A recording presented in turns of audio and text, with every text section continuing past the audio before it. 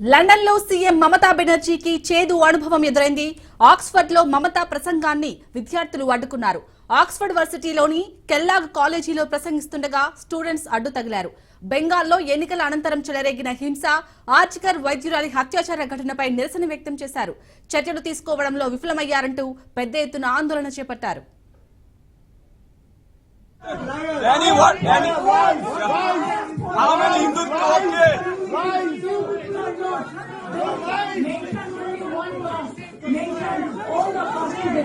So, how many Hindu killed? You killed. Modi, how many Hindu got killed here? Abhaya, the young girl killed under your leadership. You are selling the human body parts. Young girl killed under you. You came to give that Don't show fingers. Don't show fingers. Abhaya got killed under your leadership. And you have corrupted everything. And the people here see the narrative was here. Abhaya got killed under your leadership. Abhaya got killed under your leadership. Doctor, young doctor killed under your leadership.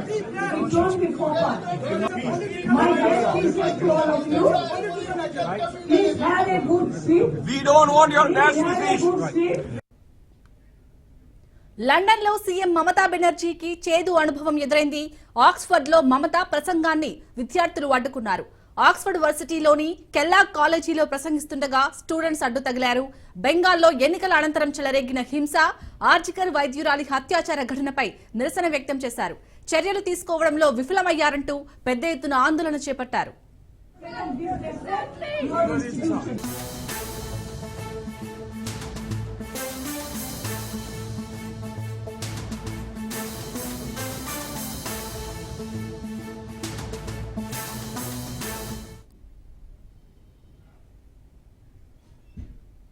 Breaking news చూస్తున్నాం. సుప్రీంకోర్టులో Congress MP Imran కు ఊరట లభించింది.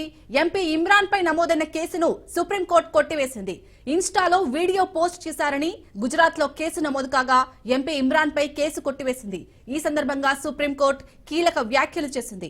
సమాజంలో భావ ప్రకటన స్వేచ్ఛ అంతర్భాగమని, భావ ప్రకటన స్వేచ్ఛను హక్కుగా గౌరవించాలన్నారు.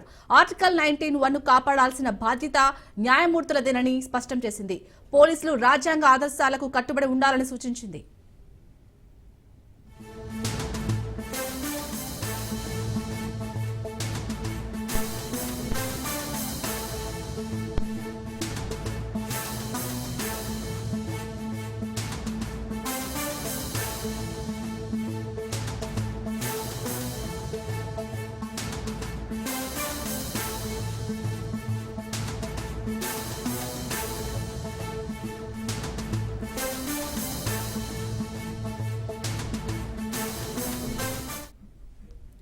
సుప్రీంకోర్టులో కాంగ్రెస్ ఎంపీ ఇమ్రాన్ కు ఊరట లభించింది. ఎంపీ ఇమ్రాన్ పై నమోదైన కేసును సుప్రీంకోర్టు కొట్టివేసింది. ఇన్స్టాలో వీడియో పోస్ట్ చేశారని గుజరాత్ లో కేసు నమోదు కాగా ఎంపీ ఇమ్రాన్ పై కేసు కొట్టివేసింది. ఈ సందర్భంగా సుప్రీంకోర్టు కీలక వ్యాఖ్యలు చేసింది. సమాజంలో భావ ప్రకటన స్వేచ్ఛ అంతర్భాగమని, భావ ప్రకటన స్వేచ్ఛను హక్కుగా గౌరవించాలన్నారు. ఆర్టికల్ 19(1) కాపాడాల్సిన బాధ్యత న్యాయమూర్తులదేనని స్పష్టం చేసింది. పోలీసులు రాజ్యాంగ ఆదర్శాలకు కట్టుబడి ఉండాలని సూచించింది. రైట్, ఇక ఎంపీ ఇమ్రాన్ కు సంబంధించిన పూర్తి డీటెయిల్స్ మా ప్రతినిధి రత్నకుమార్ అందిస్తారు. రత్నకుమార్, చెప్పండి, మొత్తానికి ఎంపీ ఇమ్రాన్ కి అయితే కేసును కొట్టివేసింది సుప్రీంకోర్టు, అప్డేట్స్ ఏంటి? సుప్రీంకోర్టులో కాంగ్రెస్ ఎంపీ ఇమ్రాన్ కు ఊరట దక్కింది. ఎంపీ ఇమ్రాన్ మీద నమోదైనటువంటి కేసును కొట్టివేసింది సుప్రీంకోర్టు. అయితే గతంలో ఆయన ఇన్స్టాలో ఒక వీడియో పోస్ట్ చేశారని గుజరాత్ లో కేసు నమోదైంది. ఆ వీడియోలో కొన్ని అనుచిత వ్యాఖ్యలు చేశారంటూ కూడా గుజరాత్ లోని పోలీస్ స్టేషన్ లో ఆ కేసు నమోదు చేశారు పోలీసు. అయితే దీని మీద ఆయన సుప్రీంకోర్టుకు వెళ్లారు. సుప్రీంకోర్టుకు వెళ్లిన నేపథ్యంలోనే దీని మీద వాదనలు జరిగాయి. వాదనల అనంతరం కోర్టు తీర్పును ఇస్తూ ఎంపీ ఇమ్రాన్ పైన కేసును కొట్టివేస్తూ ఉత్తర్వులను జారీ చేసింది. అయితే ఆయన మీద నమోదైనటువంటి కేసులను కొట్టివేస్తూ కూడా కొన్ని కీలక వ్యాఖ్యలను చేసింది సుప్రీంకోర్టు. ప్రస్తుతం ఆయన చేసినటువంటి వ్యాఖ్యల మీద కేసు అనేది నడిచింది కాబట్టి ఈ ప్రస్తుత సమాజంలో భావ ప్రకటన స్వేచ్ఛ అనేది అంతర్భాగంగా ఉంటుంది. భావ ప్రకటన స్వేచ్ఛను హక్కుగా భావించి గౌరవించాలనేటువంటి అంశాలను కూడా సుప్రీంకోర్టు దృష్టికి తీసుకొచ్చింది. అందులో భాగంగానే ఇటు భావ ప్రకటన స్వేచ్ఛను మెన్షన్ చేసినటువంటి ఆర్టికల్ 19/1 ను కాపాడాల్సినటువంటి బాధ్యత న్యాయమూర్తులదే అంటూ మెన్షన్ చేసింది. పోలీసులు సైతం రాజ్యాంగ ఆదర్శాలకు కట్టుబడి ఉండాలంటూ కూడా సుప్రీంకోర్టు తెలియజేసింది. సో భావ ప్రకటన స్వేచ్ఛను గౌరవిస్తూ మాత్రమే ఆయన ఈ రకమైనటువంటి వ్యాఖ్యలకు సంబంధించి కూడా కొంత సమర్థించింది అని చెప్పాలి. ఇక ప్రస్తుతం కేసు అనేది కొట్టివేయబడటంతో ఎంపీ ఇమ్రాన్ కు ఊరట దక్కిందని చెప్పాలి.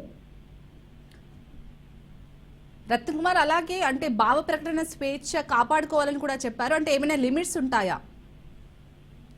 ఖచ్చితంగా ఇది భావ ప్రకటన స్వేచ్ఛలో భాగంగా అవతల వ్యక్తులకు హాని కలిగించకుండా ఎటువంటి వ్యక్తిగతంగా ఎవరిని ఇబ్బంది పెట్టకుండా ఉన్నంత వరకు కూడా ఏ వ్యక్తి అయినా సరే తనకున్నటువంటి భావ ప్రకటన స్వేచ్ఛను వినియోగించుకోవచ్చు. ఆర్టికల్ 19 కూడా అదే విషయాన్ని తెలియజేస్తున్నటువంటి విషయాన్ని సుప్రీంకోర్టు మరొకసారి తెలియజేసింది. ఇక అందులో భాగంగానే ఆయన ఏదైతే పోస్ట్ చేశాడో ఇన్స్టా వేదికగా ఆయన చేసినటువంటి వీడియోలో కూడా ఎటువంటి శృతిమించినటువంటి అంశాలు అనేవి లేవు, అటువంటి విషయాలను కూడా గౌరవించింది. అంటే న్యాయపరమైనటువంటి అన్ని అంశాలను పరిశీలించిన తర్వాత ఇది కేవలం భావ ప్రకటన స్వేచ్ఛను ఉపయోగించుకున్నటువంటి విధానమే తప్ప ఇది కించపరిచినటువంటి వ్యాఖ్యల కింద రాదు, లేదంటే ఒకరి యొక్క ఆత్మగౌరవాన్ని దెబ్బతీసే విధంగా ఉంది అని చెప్పని కూడా కోర్టు భావించినటువంటి నేపథ్యంలోనే ప్రస్తుతం ఆయన మీద నమోదైనటువంటి కేసును కొట్టివేసిందని చెప్పుకోవాలి. రైట్, థ్యాంక్ యూ రత్న కుమార్.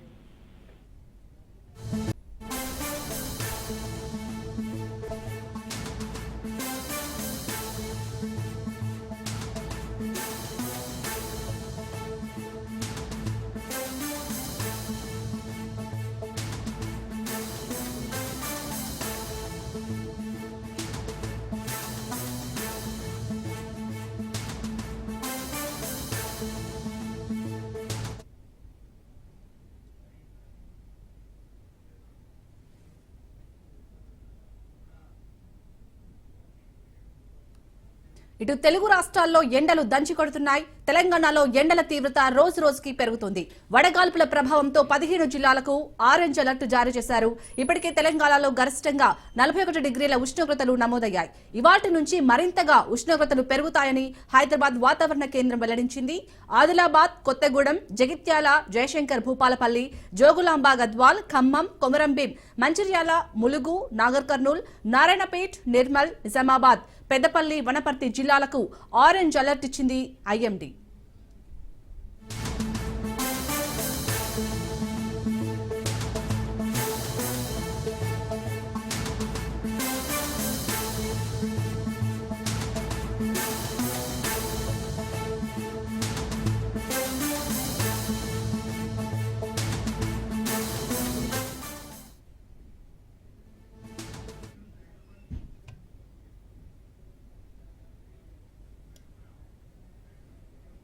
తెలుగు రాష్ట్రాల్లో ఎండలు దంచి కొడుతున్నాయి. తెలంగాణలో ఎండల తీవ్రత రోజు రోజుకి పెరుగుతుంది. వడగాల్పుల ప్రభావంతో 15 జిల్లాలకు ఆరెంజ్ అలర్ట్ జారీ చేశారు. ఇప్పటికే తెలంగాణలో గరిష్టంగా 41 డిగ్రీల ఉష్ణోగ్రతలు నమోదయ్యాయి. ఇవాల్టి నుంచి మరింతగా ఉష్ణోగ్రతలు పెరుగుతాయని హైదరాబాద్ వాతావరణ కేంద్రం వెల్లడించింది. ఆదిలాబాద్, కొత్తగూడెం, జగిత్యాల, జయశంకర్ భూపాలపల్లి, జోగులాంబ గద్వాల్, ఖమ్మం, కొమరంభీం, మంచిర్యాల, ములుగు, నాగర్ కర్నూల్, నారాయణపేట్, నిర్మల్, నిజామాబాద్, పెద్దపల్లి, వనపర్తి జిల్లాలకు ఆరెంజ్ అలర్ట్ ఇచ్చింది ఐఎండీ.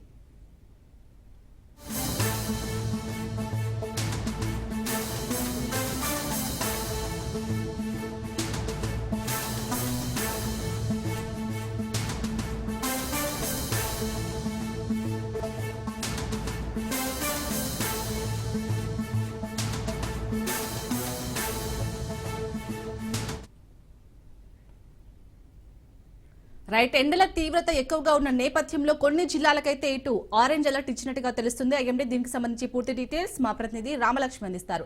రామలక్ష్మి,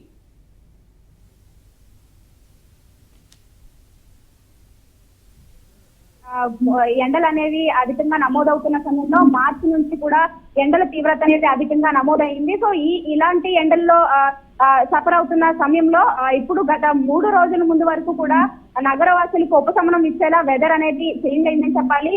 మన తెలుగు రాష్ట్రాల్లో ముఖ్యంగా మన తెలంగాణ రాష్ట్రంలో చూసుకుంటే కనుక అనేక జిల్లాల్లో వర్షపాతం అనేది నమోదయ్యి ప్రజలకు ఉపశమనం కలిగించేలా అయితే నమోదవడం జరిగింది. అయితే ఇప్పుడు ప్రస్తుతం వర్షాలు పూర్తయిన తర్వాత అంటే నిన్నటి నుంచి కూడా నగరంలో ఉష్ణోగ్రతలు అనేవి అధికంగా నమోదవుతున్న పరిస్థితి కనిపిస్తుంది. ఇప్పుడు ముఖ్యంగా చూసుకుంటే కనుక 40 డిగ్రీలు దాటుతూ ఉష్ణోగ్రతలు అయితే కనుక నమోదవుతున్నాయి. హైదరాబాద్ లో ప్రస్తుతం 39-40 డిగ్రీలకి అయితే ఉష్ణోగ్రతలు చేరుకున్నాయి. బయటకు వచ్చి ప్రజలు పనులు చేసుకోవాలంటే చాలా కష్టతరంగా మారుతుంది. ఈ ఎండలకి బయటకు వచ్చి వర్క్ చేసుకోవడం పిల్లలకు కావచ్చు, అలాగే ఉద్యోగాలకు వెళ్ళే ఎంప్లాయర్స్ కావచ్చు, బయటకు రావడానికి అయితే కనుక చాలా కష్టతరంగా మారుతుంది ఈ ఎండల కారణంగా.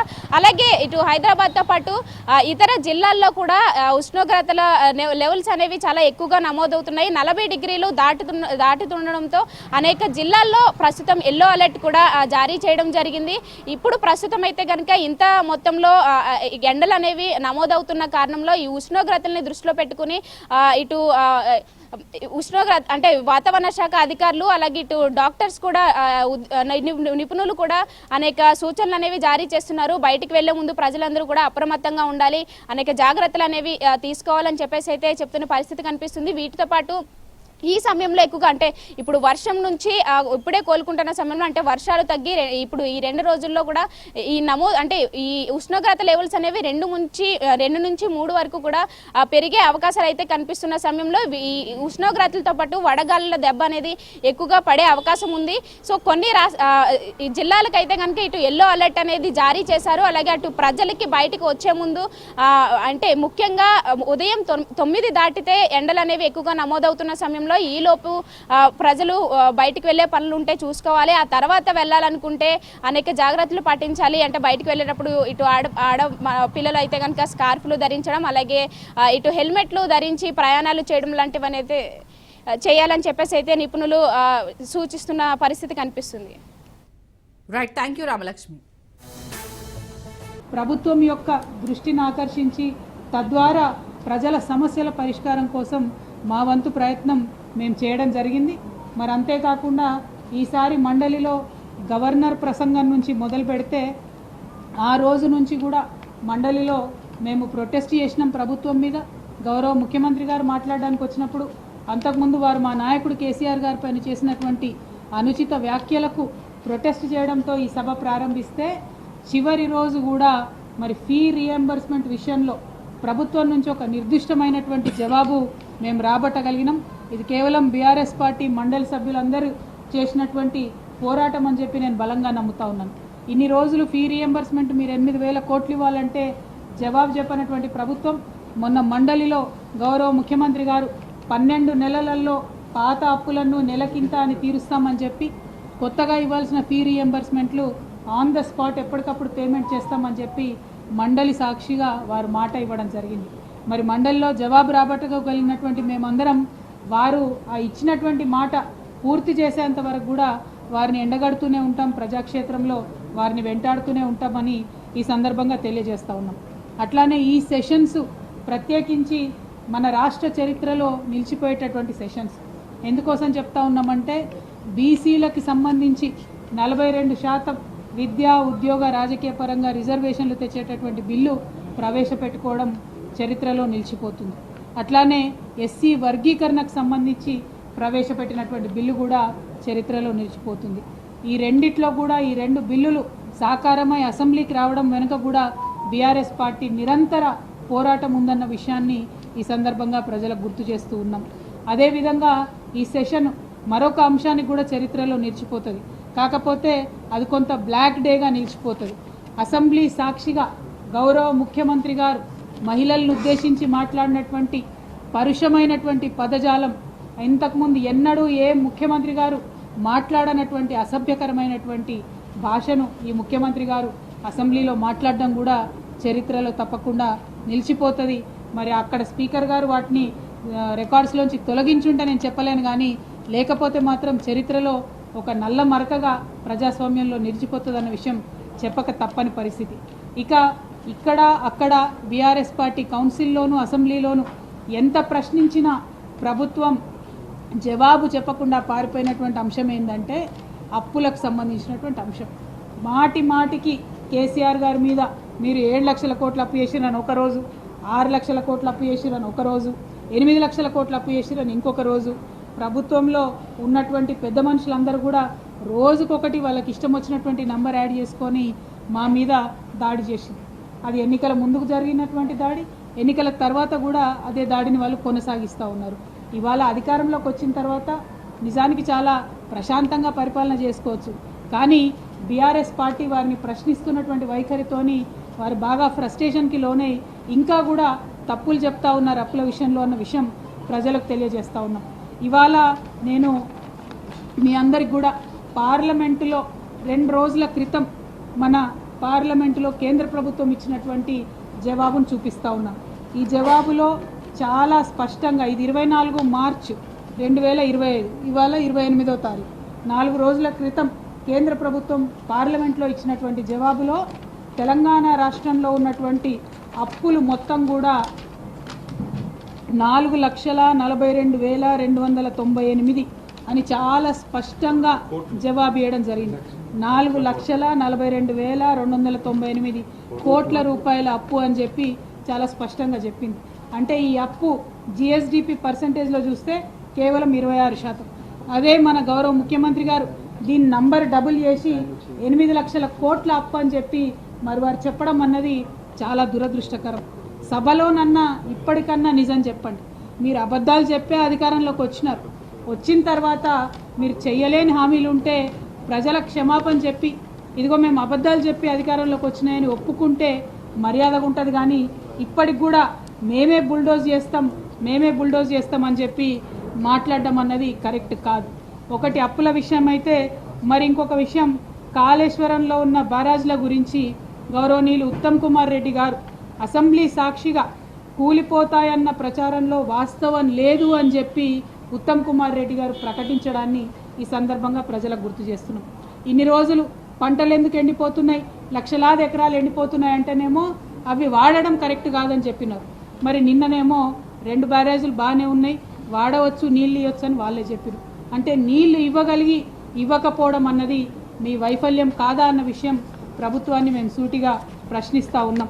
అదేవిధంగా మరి బీఆర్ఎస్ పార్టీ తమ పోరాట పటిమతోని ఇలాగే ప్రజా సమస్యలన్నింటినీ కూడా ప్రభుత్వం దృష్టికి తీసుకొస్తుంది, ప్రజాక్షేత్రంలో ప్రభుత్వాన్ని ఎండగడుతుంది, మనకు ప్రజలకు రావాల్సినటువంటి హక్కులన్నింటినీ కూడా సాధిస్తామని మరొక మారు తెలియజేస్తూ ఉన్నాం. మరి మా సభ్యులు ఎమ్మెల్సీలు అక్క సత్యవతి అక్క గారు బీఆర్ఎస్ పార్టీలో మరి వారు మంత్రిగా పనిచేసినారు, ఇవాళ ఎమ్మెల్సీగా 2 టర్ములు పనిచేసి 1 టర్ము పనిచేసి మరి ఇప్పుడు రిటైర్ అవుతూ ఉన్నారు. తప్పకుండా రాజకీయాల్లో రిటైర్మెంట్ అనేది ఉండదు. ఒక వ్యవస్థలో ఒక రకంగా పనిచేస్తే ఇంకొక దారిలో మళ్ళా వచ్చి ప్రజాసేవలో అందరూ కూడా ఉండేటటువంటి ఆస్కారం ఉంటుంది. కాబట్టి బీఆర్ఎస్ పార్టీలో వారు యాక్టివ్గా అత్యంత కీలకమైన రోల్లో ఉంటారని కూడా ఈ సందర్భంగా తెలియజేస్తూ, మరి ఇంకొక ఎమ్మెల్సీ గారు షేర్ సుభాష్ రెడ్డి గారు వారు కూడా ఈ రేపటితోని వారి టర్మ్ అయిపోతుంది 29వ తారీఖు, కానీ వారు కూడా కేసీఆర్ గారికి సన్నిహితులు, ప్రజాక్షేత్రంలో చాలా కీలకంగా వారు కూడా ఉంటారని చెప్పి తెలియజేస్తూ ఉన్నాం. మరి గౌరవ పెద్దలు మహమూద్ అలీ గారు కేసీఆర్ గారికి కుటుంబ సభ్యులు లాంటి వారు 2001 నుంచి కేసీఆర్ గారికి చేదోడు వాదోడుగా ఉంటూ మరి ఈ రాష్ట్రానికి తొలి మైనారిటీ డిప్యూటీ సీఎంగా చరిత్రలో నిలిచిపోయినటువంటి వ్యక్తి. వారి హోమ్ మినిస్టర్గా, రెవెన్యూ మినిస్టర్గా అనేకమైనటువంటి సేవలు చేసినారు.